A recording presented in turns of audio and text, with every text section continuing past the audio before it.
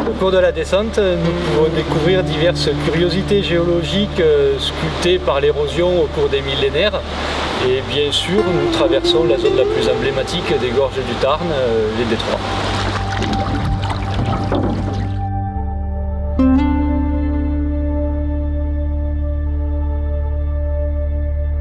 Nous sommes dans les gorges du Tarn, en Lozère. Notre activité consiste à faire découvrir la vallée à des touristes que nous conduisons sur la rivière à l'aide de nos barques à fond plein. L'utilisation des barques pour le tourisme remonte à la fin du 19e siècle. Auparavant, elles servaient principalement de bacs et pour des petits déplacements à proximité des villages. Ça fait un peu plus d'un siècle donc il y a des promenades en barque organisées sur la rivière. Ça a commencé fin 19e, parce que c'est là que les premiers touristes sont venus visiter les gorges. Mais il n'y avait pas encore de route à cette époque.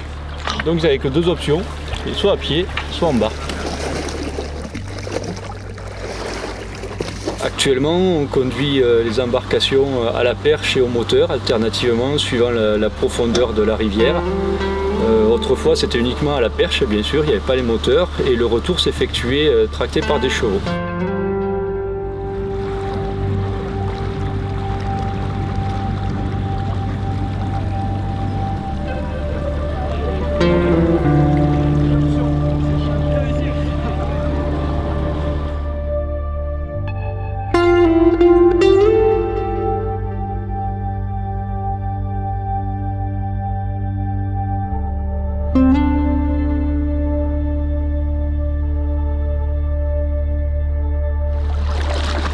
Devant nous, là, il y a un autre rocher à la forme assez originale.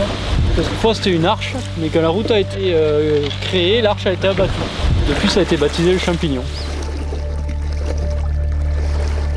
Nous effectuons une descente d'1 heure au cœur des gorges creusées par la rivière dans le massif calcaire. C'est aussi l'occasion de découvrir la faune et la flore qu'on peut observer en descendant sur le Tarn. On trouve diverses espèces de poissons comme des barbeaux ou des truites.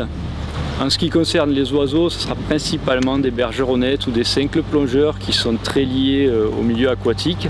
Enfin, si on a vraiment beaucoup de chance, on peut apercevoir un castor ou même une loutre.